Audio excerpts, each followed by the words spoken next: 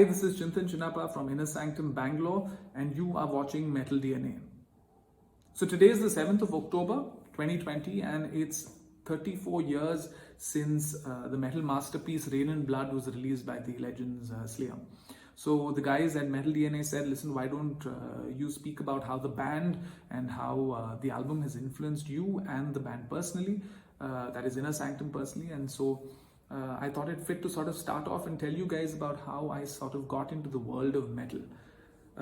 I started off with a lot of rock and hard rock, bands like Aerosmith, bands like Deep Purple, and Journey and Van Halen were my go-to bands in the early 90s, in the mid 90s rather. That's when I sort of started listening to music as such. For me, metal was something which was not an immediate and an obvious, choice. But when I sort of scratched the surface, I discovered bands like Metallica, discovered bands like Iron Maiden and Black Sabbath.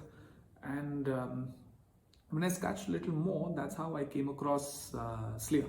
In fact, the first track I sort of heard of Slayer was Seasons in the Abyss.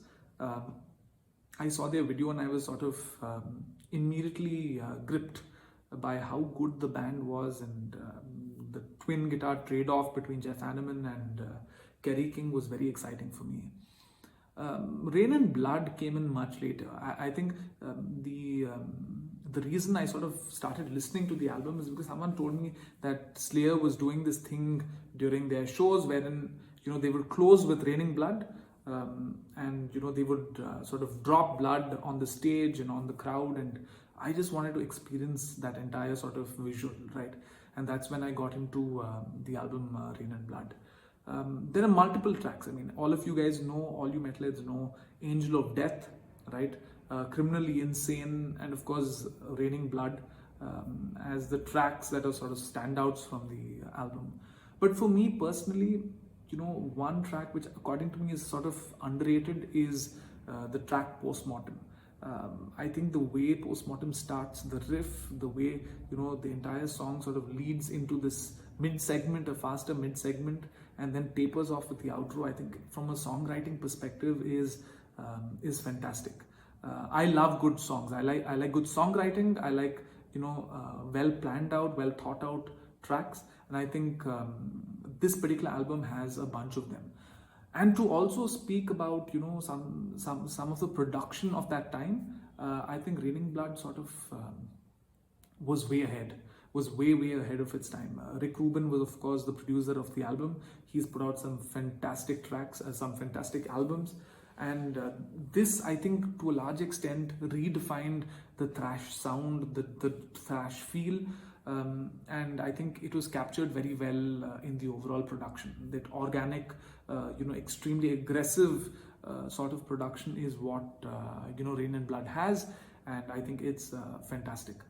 So to sort of wrap up, I must also tell you from a band's perspective, we had the opportunity in the year 2012 to sort of open for Slayer. You guys must sort of know that we were around 5 or 6 years old at that time. And we had just performed for Rock in India in 2011, and we played alongside Metallica. So the next year, when Slayer had announced that they were going to be coming to Bangalore, we at the back of our mind sort of wanted to play. We wanted to perform, and when DNA Networks gave us that opportunity, frankly, it was very, very overwhelming. So for a young band sort of perform with the legends, Slayer was sort of one of the biggest milestones for the band, right? And that sort of gave us all the encouragement that we needed to sort of keep chugging along and keep putting out more material and keep this metal band as such going. So to a large extent, I would say Slayer has influenced us not only musically but also to keep Inner Sanctum going. And I think that performance in 2012 sort of gave us that objective, gave us that fervor to keep continuing and doing what we love doing. So all I can ask you guys and urge you guys to do is head on to possibly Spotify or Google Play or Amazon, whatever you guys typically use for your streaming service. Stream the album, give it another listen. If you are new to metal, I'm telling you, there is no better sort of gateway album as such, and Rain and Blood is absolutely perfect for you. Also, if you'd like to subscribe to Metal DNA, hit subscribe. You can also catch Inner Sanctum and follow us on Instagram and Facebook. Cheers, I'll see you guys in the pit.